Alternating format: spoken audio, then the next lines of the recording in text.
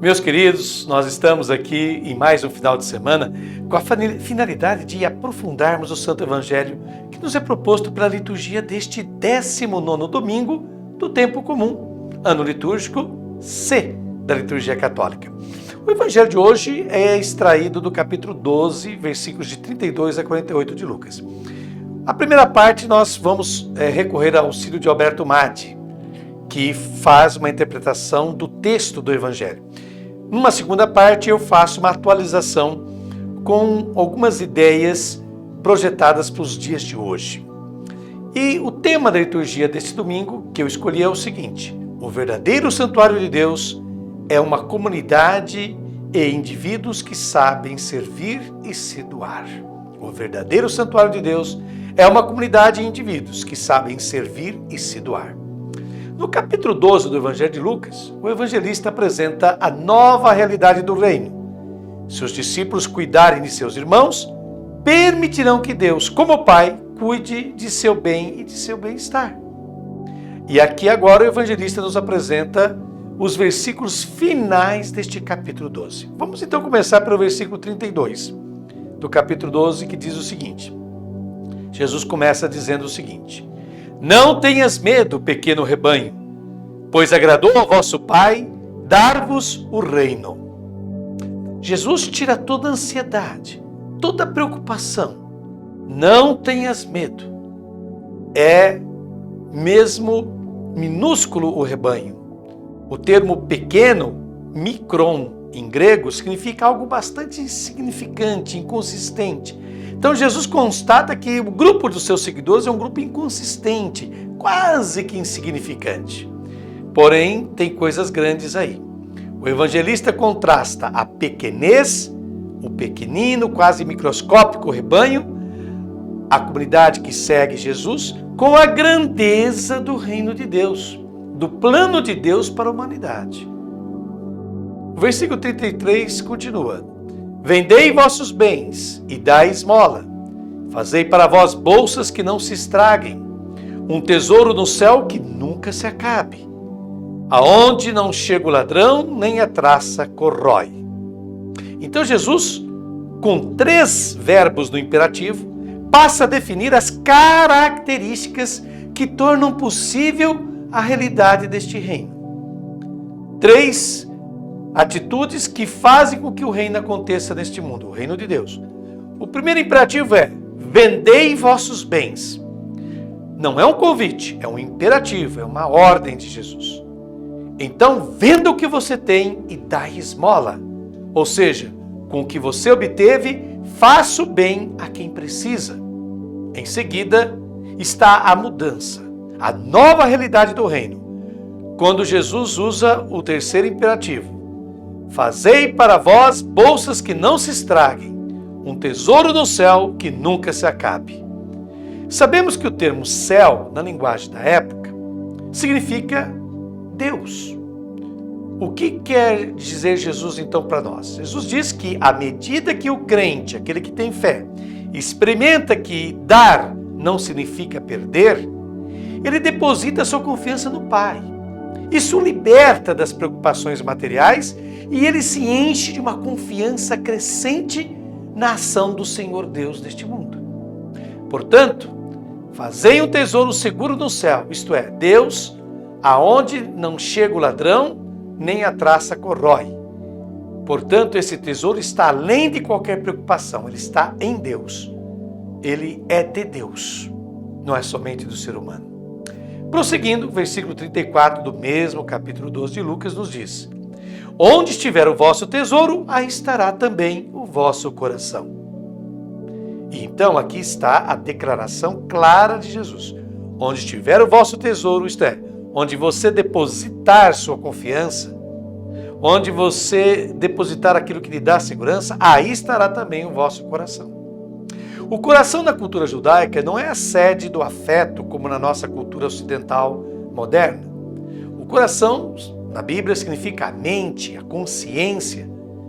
Então, onde estiverem seus pensamentos de Jesus, também estará a sua vida. Então, para onde você direcionou seus pensamentos, lá estará toda a sua vida.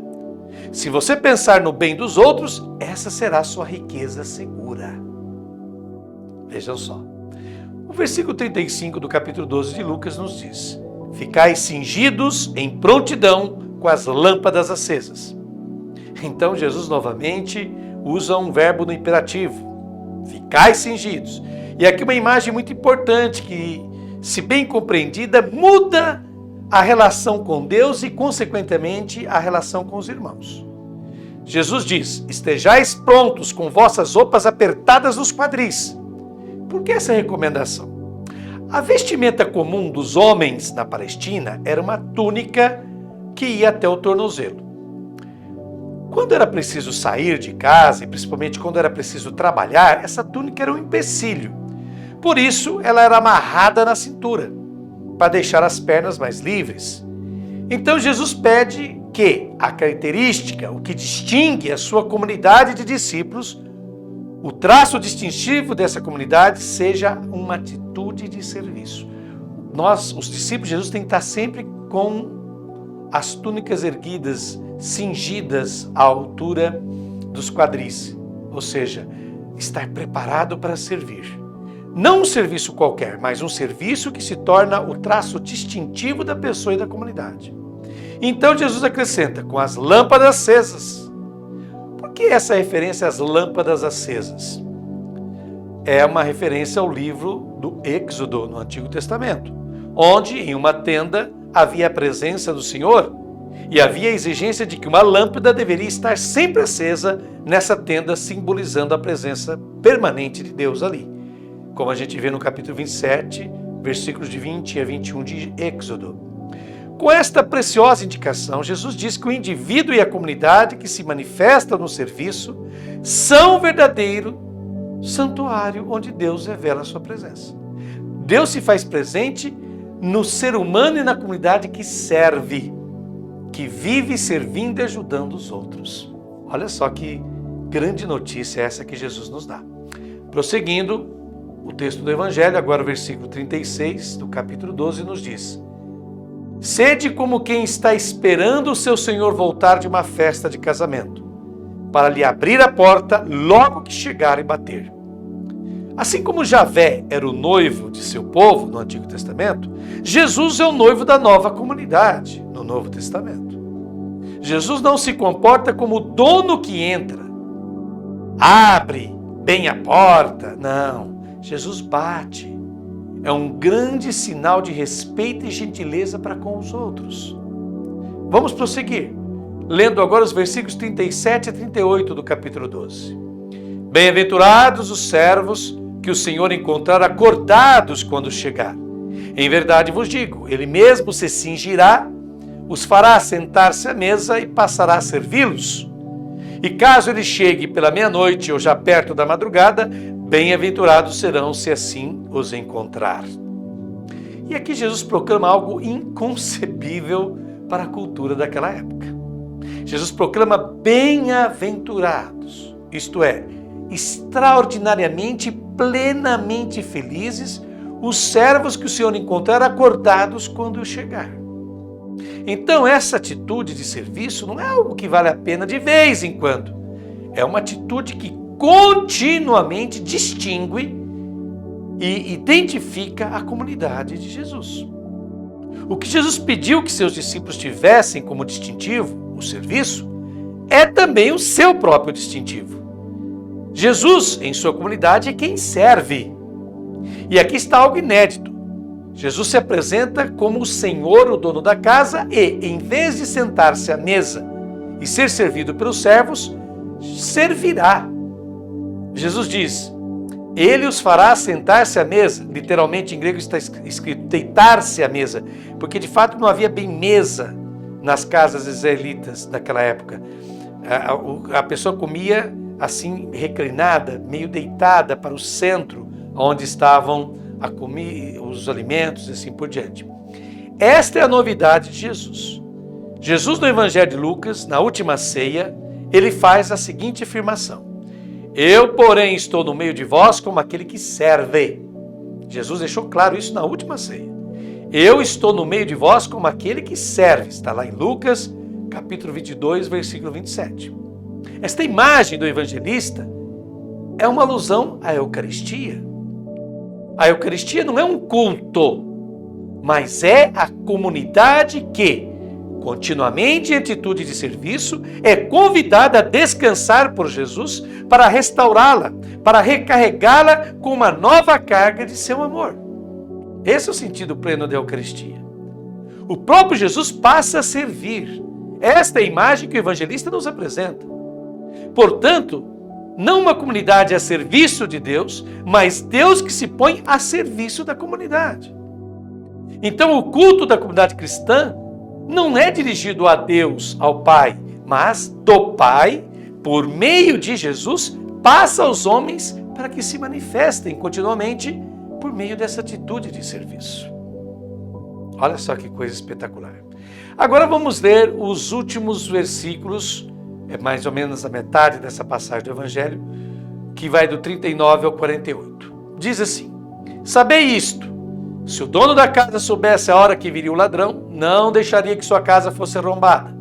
Também vós ficai preparados, pois na hora em que menos pensais, virá o Filho do Homem. Então Pedro disse: Senhor, é para nós ou para todos que contas essa parábola? O Senhor respondeu: quem é o administrador fiel e prudente que o Senhor encarregará dos servos da casa para lhes dar a alimentação na hora certa? Bem-aventurado aquele servo que o Senhor, ao chegar, encontrar agindo assim.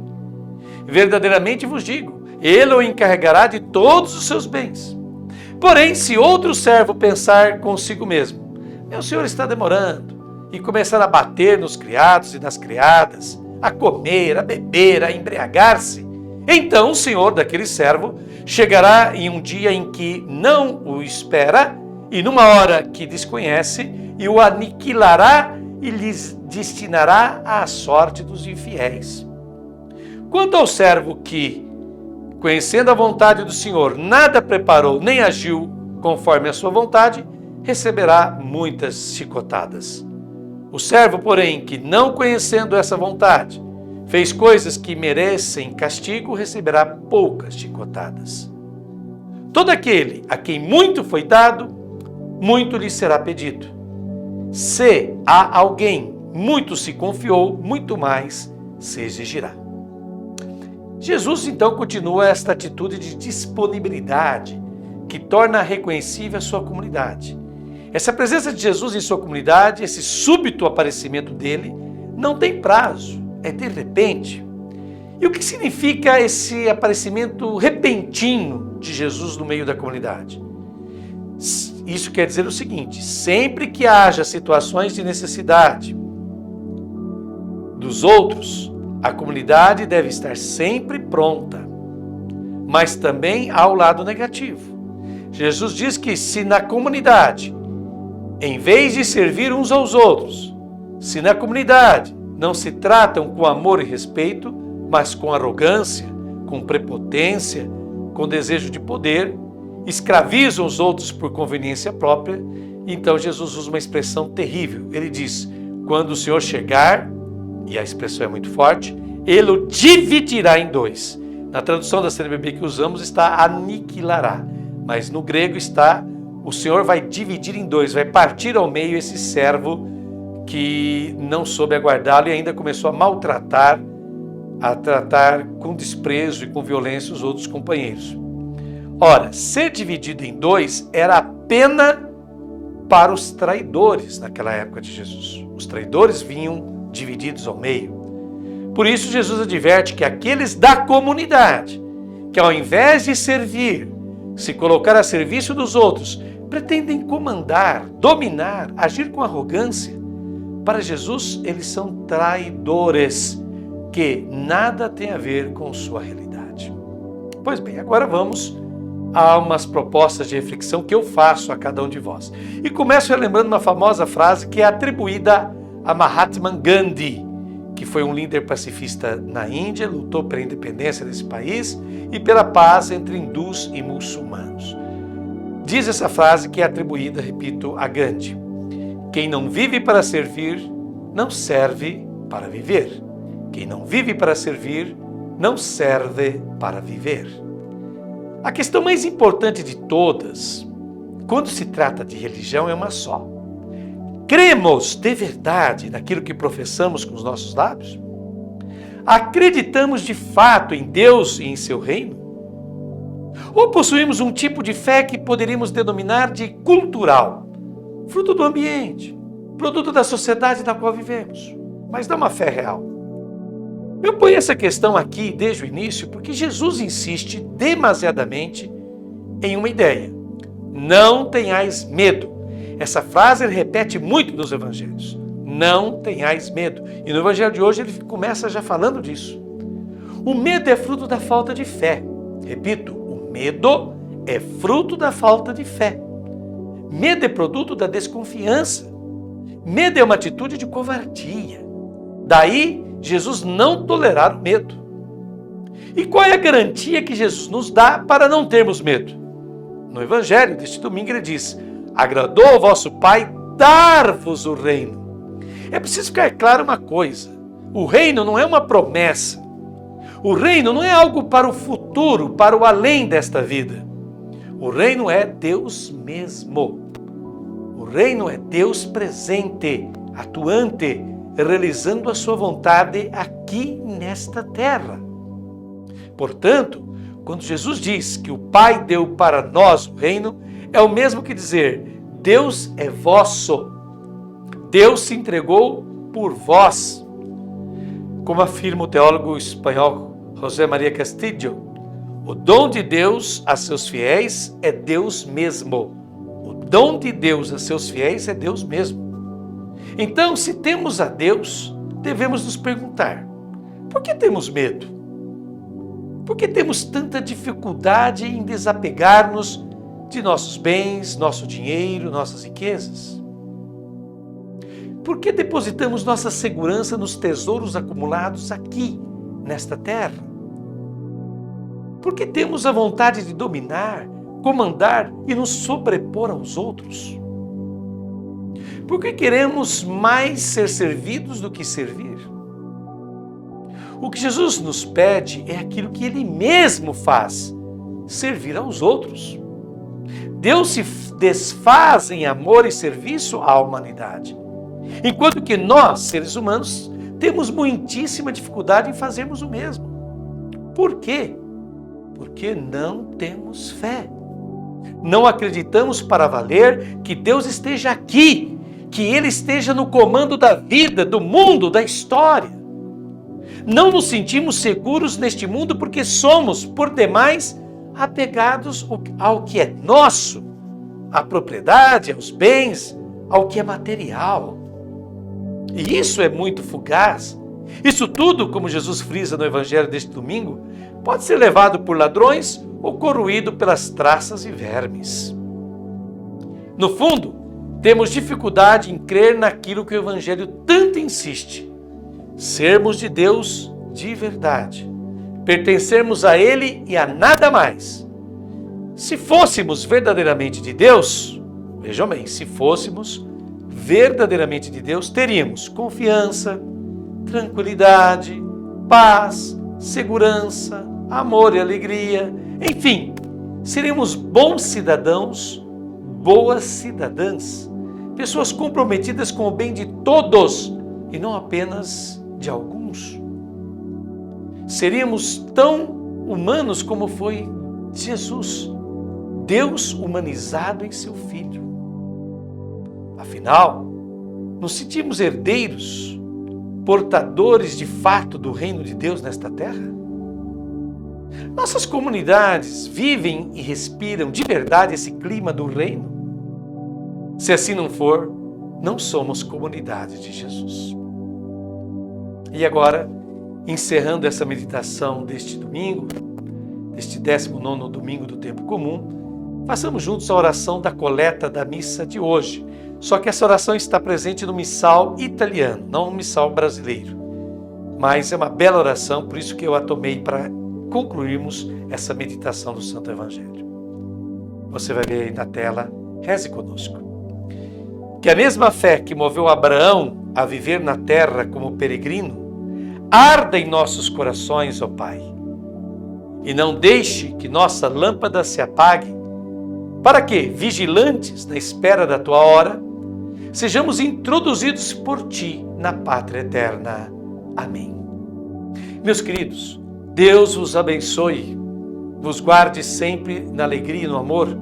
Tenham todos um excelente final de semana e até o próximo sábado e domingo, se Deus quiser, sempre aqui pela TV Canal 10, Fernandópolis. Obrigado.